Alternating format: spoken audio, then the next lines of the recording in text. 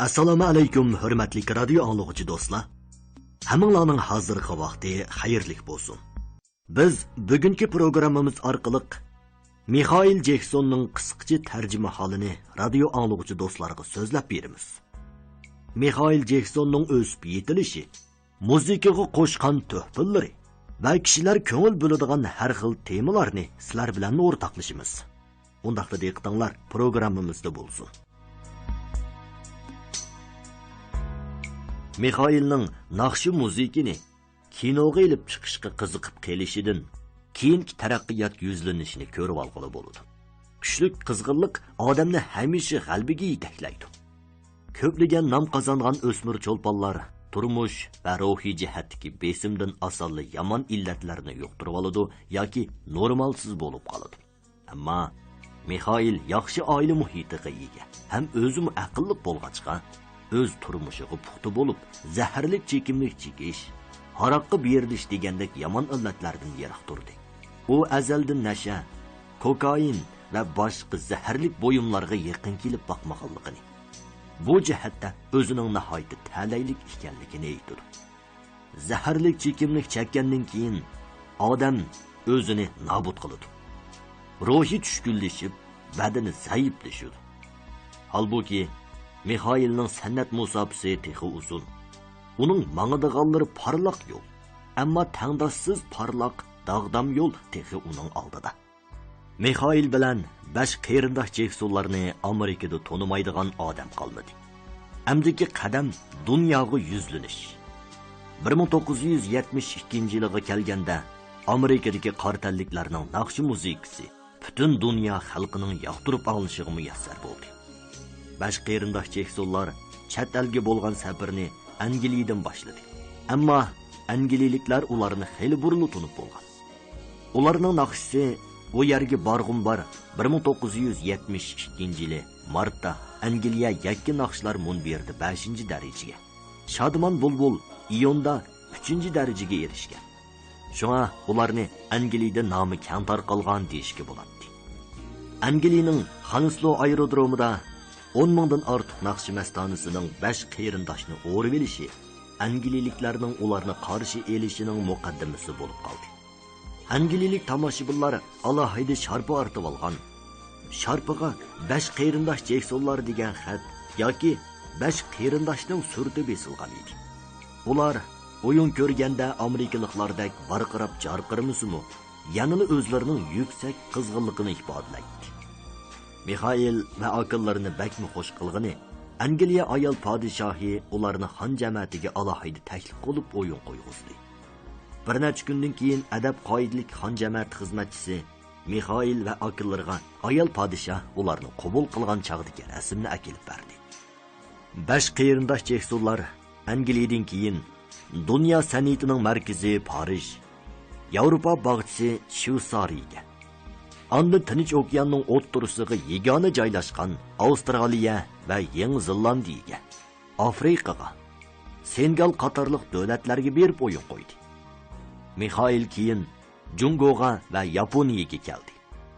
Yevropada o'yin qo'yish jarayonida Mixail G'arbning qadimiy madaniyati to'g'risida texnik ko'p bevosita tushuncha va tonishga erishdi. Avstraliya qit'asida uning cho'nqur ta'sir qilgani Afrika qit'asidagiga o'xshash yerlik millatlar va yerlik urf-odatlar bo'ldi.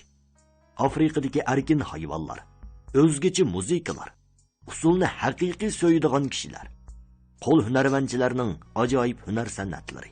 Bularni Mixail mangu unutmaydi. Halbuki Jungo va Yaponiya haqida Mixail mundaq deydi. Turmushda tutqili bo'lmaydigan, ko'rgili bo'lmaydigan nurg'un narsalarning borlig'ini tushundim. Mayli Yevropa, Avstraliya yoki Osiyo va Afrika qit'asida bo'lsin, kishilar 5 qeyrindosh Jeksonlarning naqshisini nihoyat yoqtirib oldi. Muzika va san'atning davlat chegarasi yo'q. Garchi go'zallik qarshisining o'xshamasligidan har qaysi davlatlarning muzikasi va muzikaga bo'lgan yaxshi ko'rishi o'xshash bo'lmasa-mu, ammo haqiqiy yaxshi muzika hamisha kishilarning o'rtaq bahosiga va huzurlanishiga erishadi. Shuningdan keyin Mixailning o'zi va qeyrindoshlarga ishonch texmi oshdi. Yoshlarning cho'ng'ishiga agishib, Mixail va akillarmi cho'ng ishga ko'nalmayotganligini his qilishdi. Uzluksiz bo'layotgan o'zgarish kishini hodiqtirib qo'ydi. Faqat tashabbuskorlik bilan bo'layotgan o'zgarishni oson qabul qilg'ili bo'ladi. Mixail va akillarda bo'layotgan o'zgarishga Morton shirkatidagilarmi beorom bo'ldi. Shirkatdagilarning ularni ashu nom chiqargan yoshlar to'xtatib qo'yg'usi. Amal bo'lsa, shu qiyofatni qoldirib, burunqidek naqshlarni aytishga salg'us kelib ketdi. Albatta, bundaq qilish mumkin emas. Shunga shirkat ularning yeshiga moslashgan obrazni yaratishga majbur bo'ldi. Shirkatning barliq o'rinlashtirishi sodadagi manfaatni asos qiladi. Biroq Mixail va akillari o'z maylicha o'zgarishni, o'zining ideyasi, o'yi va yo'linishi bo'yicha taraqqiy qilishni orzu qiladi. Ularning nurg'un planlari bo'lsa-mu, shirkat g'alaba qilayotgan yo'linglardan chiqib ketsizlar deb to'sdi. Natijada ziddiyat paydo bo'ldi. Mixail davomli achchiqlanib yurdi. Chunki ular unga elish uyida azroq o'z fikrida ching tursila, necha odam har tarafdan uni buni deb koyib qaqshab ketadi. Garchi shirkat nashr qilgan "Man shu muhabbat" va bo'shliqdagi shakl qatorliq plastinkalarni naqshi mastanalari ilmi yoqtirib anglayotgan bo'lsa-mu, biroq Mixail va akillari u naqshlarni o'zlariga toza mos kelmaydi deb o'ylaydi. Haqiqiy vakil xarakterlik plastinkalari yanala dastlabki ABC u yerga borg'im bor qatorliq plastinkalar. Qaraganda Mixail va akillari koni dasmoyi bilan kun o'tkazayotgan asari atiqi bo'lib qelyapti. Mixailning 3-plastinkasi Muzika va man Amerika naqsh plastinkalari taxtasida 92 numurga. Plastinka ichidagi naqsha bir bolaning ko'ngli Amerika yakka naqshlar taxtasida 50 numur bilan eng yuqori o'ringa erishdi. 1975-yili Mixail Morton shirkatida turib e'lon qilgan oxirgi plastinkasi Mangu Mixail Amerika naqsh plastinkalari taxtasida eng yuqori ovoz bilan 101 numurga erishdi. Bu yil Mixail amdili 17 yoshga kirgan. Oldidagi yo'l texi uzun, mangmaq tasidi. Biroq Mixail va akillari Morton shirkatidan darhol qo'l uzmadi. Sababi bash qarindosh Jeksonlar orasidagi Jemayin Berri Gordining qizi Keti bilan to'y qilgan. Ikkisi ilgari uzoq muhabbatlashgan.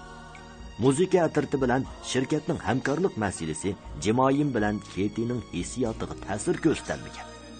Mixail va Jezi, Tayto, Marlonlar mushu ish tufayli, ya'ni ularning Jemayinga bo'lgan qarindoshlik mehri cho'nqur bo'lg'achqa, vaqtincha Morton shirkatida qilib astoydil ishlab yangi yo'l ochmoqchi bo'ldi. Ular birlik kelayli degan naqshini chiqardi. Garchi naqshi ko'ngildagidek chiqmagan bo'lsa-mu, Mixail uni yanada yaxshi ko'rardi. Naqshining tuvan ovozdan tarkib topgan qismini nihoyatda yoqishli. Gitar ovozi va torliq chalg'u asboblarining ovozi kishini jalb qiladi deb qaraydi. Orqadan ular yana usulchi mashina degan naqshini chiqarishdi. Ham o'zlarini nihoyatda yoqtirdi. Mixail sahnada bu naqshini aytganda nihoyatda jo'shqin va o'zgacha usul harakatlar bilan tomoshabinlarni kuchli jalb qilib oldi. Naq maydonda o'yin qo'yishni ko'paytirishi bilan tomoshabinlarmi ko'payishga boshladi.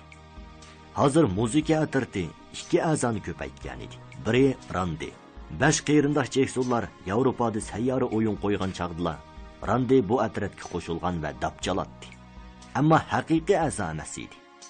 Qarindoshlar uni ko'zi ochilsin, tajribasi oshsin deb elib olgan. Yana biri Jeonet.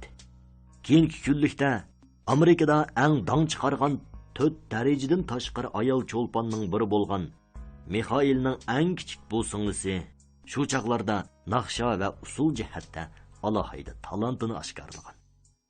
Bu ikkalan bash qarindosh Jeksonlar muzika atirtining nom shuhratidan o'rtaq bahrlanish uchun emas, balki o'z qobiliyati bilan qo'shilgan. Uning ustiga qarindoshlarmi atratga izbosarlarni yetishtirishni ko'zda tutgan. Randi va Jeonet atratga qo'shilibla jafoga chidab tirishib, o'ginib, uzoq qolmay atratdagilar bilan bir gavda bo'lib ketdi. Muzika atirti Amerikaning butun dunyoga mashhur qimor shahri Las Vegasda ko'p maydon o'yin qo'ydi. Bu yerning teatrxonalari Mixail va qarindoshlarining ko'nglidagidek bo'lmasa-mu, biroq bu shaharga keladigan sayohatchilar ko'p. Ularmı besh qeyrindosh Jeksonlarning nomini anglagan bo'lg'achqa, o'yin ko'rdiganlar bas-bas bo'lib ketadi. Tomoshabinlar bo'libmi ularning ilgari televizorlarda qo'ygan qiziqarli o'yinlarini va yangi naqshlarini yaxshi ko'radi. Kichik Jiyonetning uchquvchilar kiyimini kiyib chiqqan o'moq qiyofatiga amroqliqqa keladi. Las Vegasda ular nihoyatda erkin, ozoda o'yin qo'ydi. Tomoshabinlar natchi muzika atirtining bastilishini emas, balki Mixaillarning mazmunliq, qiziqarli o'yinlarini ko'radi. Ko'p besim bo'lmag'achqa, gohida 9 qeyrindoshning hammasi sahnaga chiqadi. Gohida Mixail bir necha tomoshabinni yoki bir necha naqshchi artistni sahnaga ochiqib tang aytadi. Mixail o'zgarayotgan yangi ovozini tomoshabinlarning qulqiga singdirish uchun fursatni ching tutib bir necha xalq naqshillarini aytdi. Mixail va qeyrindoshlar Las Vegasda o'tkazgan besimsiz, erkin ozoda turmushga ko'nib qoldi. Ular endi ilgirki qatmal holatga qaytolmaydi. Ular o'z naqshi muzikallarini erkin taraqqiy qildirmoqchi bo'ladi. Ammo oldidagi to'saq qatma-qat. Chunki xo'jayini Berri Gordi ularning shafqatchisi bo'lib qolmay, yana oradagi biraylarning qaynotisi edi. Morton shirkatidagi boshqa naqshchilardimi o'zgarish bo'layotdi. Makven Kiay danliq asarlari yuz berish oldidani o'zi ishlab chiqardi. Stevig Vantmu shirkatga jang e'lon qilib g'alaba qozondi. U kuchli ta'sir qo'zg'agan "Sen hech nima qilmading" degan plastinkasini chiqardi. Mixail va qeyringdoshlari oxiri qat'iy niyatga keldida shirkatga "Biz o'zimiz naqshi yozamiz va o'zimizning naqshimizni aytamiz" dedi. Ular boshqalarning sodidagi manfaatini ko'zda tutib, ularga yezib bergan naqshlarni aytishga o'chiydi. Uning ustiga unga elayotgan chaqda muzika atirti bilan plastinka ishlaguvchilar o'ttirisida ixtilof ko'rilgachga, naqshlarmi ilgarigidek muvaffaqiyatli chiqmayotdi. Besh qeyrindosh Jeksonlar kuchli raqobat ostidagi xavfni his qilishdi. Ba'zi muzika atratlariga selishtirganda ularda chekinish bo'layotdi. Biroq Morton shirkati bo'lmaydi. O'z oldinglarga naqshi yozmaysizlar va o'z oldinglarga plastinka chiqarmaysizlar deb javob berdi. Mixail qoyil bo'lmadi. Umidsizlandi, azoblandi. Oxir shirkatdan chiqib ketmoqchi bo'ldi. Akillarmi Morton shirkatida davomli qilishni o'z istiqboli uchun yaxshi emas deb qaradi. Dadasimi shu o'yda bo'lsa-mu, biroq bir nima deydi. Mixail xili burundan tartibla bu atrofning jeni va yadroliq odami bo'lg'achqa, shirkat bilan shaxsiy to'xtamni tuzgachga, shirkat xo'jayini Berri Gordi bilan o'zi so'zlashmoqchi bo'ldi. Mixailmi qatma-qat g'amga cho'mgan. Chunki besh qeyrindosh Jeksonlar va Mixailni ko'tirib chiqqan. Ularga kelgusida tarix yoritisizlar degan ham amalga oshirgan bu Berri Gordi. Mixail uni cho'nqur hurmat qiladi va uningdan cheksiz minnatdor edi. Biroq Mixail oxir Berri Gordining yeniga kirib hammani dedi. Hatto Mixail so'zlagancha hayajonlanib, bayni g'azablangan shirdak o'rgarib ketdi. Keyin u bu qilmishidan qattiq pushaymon qildi. Berri Gordi g'azablanmadi. U bu o'zgarishni to'sib qola olmaydiganligini biladi. Shunga Mixailning talabiga qo'shildi. Morton shirkati besh qeyrindosh Jeksonlar va Mixail bilan bo'lgan to'xtamni bekor qildi. Jemayin besh qeyrindosh Jeksonlar muzika atirtidan ayrilib, davomli Morton shirkatida qayb qilishni qaror qilganda, asoratdan qutulib shodlikqa cho'mgan Mixail va Jezi Tayto Marlonlarning xo'shligi birdilla g'oyib bo'ldi. Garchi ular bundoq bo'lishni baldurli sezgan va ko'nglida tayyorligi bo'lsa-mu, yanala cheksiz hasratlandi. Jemayin Berri Gordining kuyovli bo'lg'achqa, uni niyatidan yondirishga betin olmadi. Endi Mixail va akillari o'z oldiga ishlashga boshladi. Besh qeyrindosh Jeksonlar muzika atirti endi mavjud bo'lmay qoldi. Jemayindan ayrilib qolganlar emas, balki muzika atirtining nomi Morton shirkatiga taalluq edi. Keyin Randi muzika atirtiga haqiqiy a'zo bo'ldi. Muzika atirti nomini qeyrindosh Jeksonlar deb o'zgartdi. Dastlabda bu muzika atirti qilg'ili ish yo'q, bir ko'p qismliq televiziya teatriga rol oldi. Ular g'ayri kiyinib, bema'ni voqealiklarni o'rindashga boshladi. Mixail qilayotgan ishlardan norozi bo'ldi. u birdan Milad bovayning roliga, birdan Shahzoda roliga chiqsa, yana bir navbat Toshqonning roliga chiqadi. U o'zini o'tib ketgan hamoqat his qildi. U naqshi muzikalarni seg'indi. Uning birdan bir umidi dangliq muzikant bo'lish. U o'z muzikalarini mushundaq bema'ni o'yinlar orasida yo'qolib ketadigandak. Endi u rolga chiqishni to'xtatib, qaytadan naqshi muzikaga astoydil kirishganda, kishilar uni ilgirgidek yoqtirmaydigandek his qildi. Ularning rol elishi olqishga erishdi. Dang chiqargan boshqa bir necha guruh artistlarni besib tushdi. Ammo buninglik bilan plastinkalarning bozor tepishi ta'sirga uchirdi. Shuningdan keyin Mixail xeli bir mazgil rolga chiqmadi. 1975-yil mayda asli bash qeyrindosh Jeksonlar muzika atartidagi 4 a'zo Mixail, Jezi, Tayto va Marlonga ularning eng kichik inisi Randi qo'shilib, Epic plastinka shirkati bilan to'xtamlashdi. To'xtamga qeyrindosh Jeksonlar deb imzo qo'ydi. Mixail Jekson yana Epic shirkati bilan shaxsiy to'xtamni tuzdi. Shu yili Mixail 17 yoshda edi. Epic shirkati bu muzika atirdi va Mixailga texnik ko'p ijodiyat erkinligi berdiganligiga va Morton shirkati ularga bergandan ko'p avtorlik haqqi berdiganligiga va'da qildi. Epic shirkati 1975-yili shirkatga danglik muzikant Kenny Gamble va Leon Harvaratni qabul qildi. Bu ikkilarning plastinka ishlash saviyasi nihoyatda yuqori edi. Mixail ularni bak hurmatlaydi. Shirkat bu ikkilarni qabul qilish oldida Mixailning oilasidagilar bilan suhbatlashgan. Buningdan Mixaillar to'limi ta'sirlangan. Epic shirkati, ya'ni Mixailning dadisi Joeyga Mixail va qarindoshlarining naqshi aytishiga aralashib olmaydiganligini aytdi. Joey Mixailning maxsus plastinka chiqargan chaqda orasiga o'zi ijod qilgan bir ikki naqshini qo'shishni umid qilganligini aytganda, shirkatdagilar avval naqshini anglab boqamiz dedi. Shuning bilan ikki taraf to'xtamga imzo qo'ydi. Shunday qilib Mixail Epic shirkatining bayrog'i ostiga kirdi.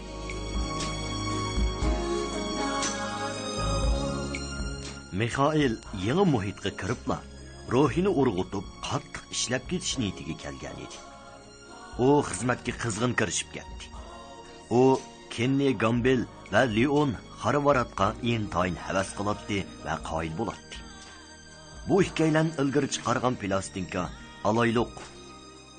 U Jesning Yoshurun qotil, Harrod Melvin va Bironovisning Agar amdi meni to'nimusam, yana qachon yana ko'rishimiz qatorliqlarning hammasi nihoyat kam tarqalgan. Ular Mixail bilan nihoyat ko'ngilli hamkorlashdi. Ular bir tarafdan royal chalg'ach, yana bir tarafdan naqshi ijod qilsa, Mixail yonda turib ko'ratdi va o'rgatdi. Ular ijod qilgan naqshlarni Mixail bakmi yoqtiradi.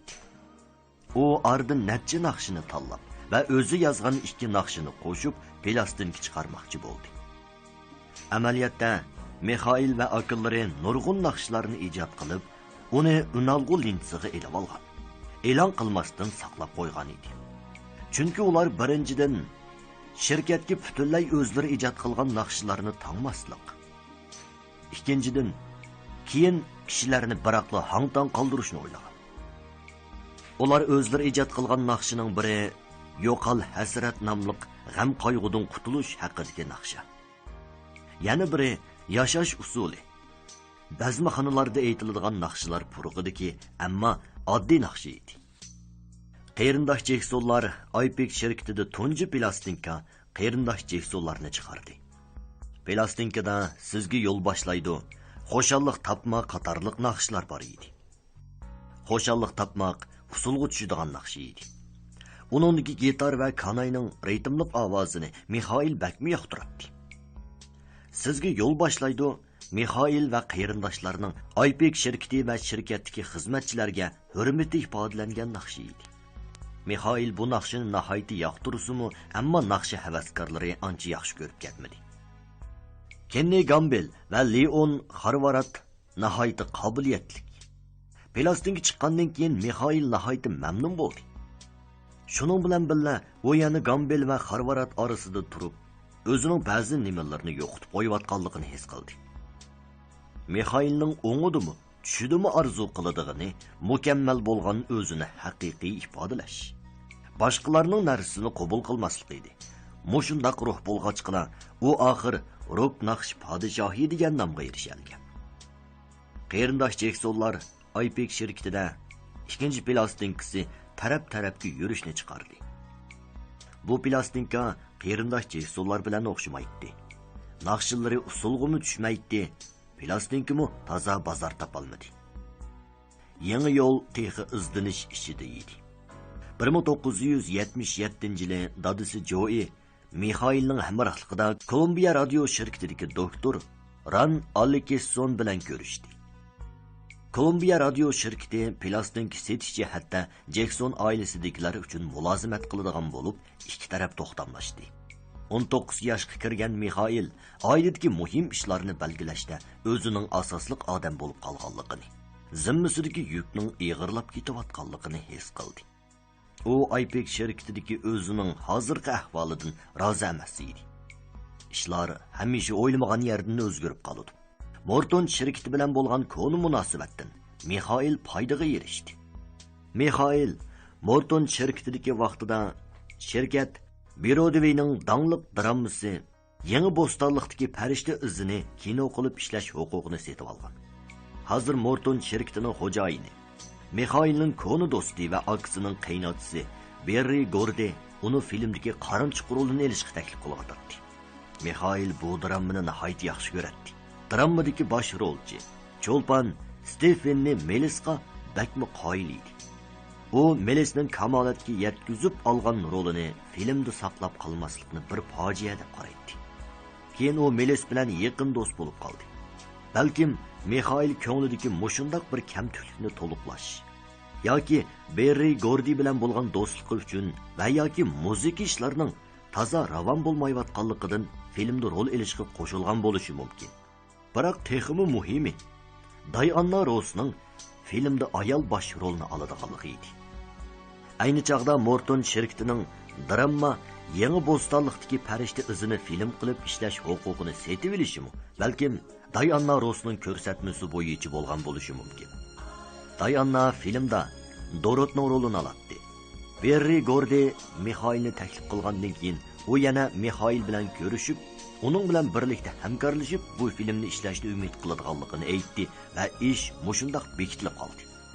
Mixailning kinoga alohida hissiyoti va tushunchasi bor edi. U mundaq qaraydi. Kino ishlash qechib ketish oldida turgan narsani tutib olganiga o'xshash ish. Vaqtni izini saqlab qolg'ili.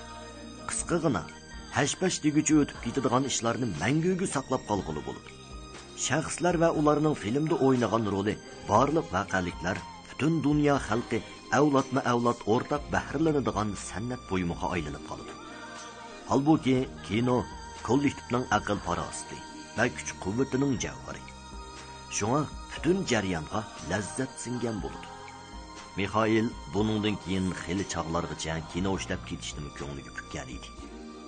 Mixail qarinchiq rolini sinab qilib beqib nihoyat rozi bo'ldi. O'zi bilan qarinchiqning xarakteri o'xshab ketadi. Qarinchiq bilan Diana Ross olmoqchi bo'lgan rol Dorothy asosliq 3 rolning ikkisi edi. Tunji qitim kino ishlash bilanla o'zini bundaq muhim rolni olganligidan Mixail bakmi xushal bo'ldi. Ishonimizki, mashhur shaxslar programmasi sizni mashhurlar bilan eng yaqin holatda uchrashtirgusi.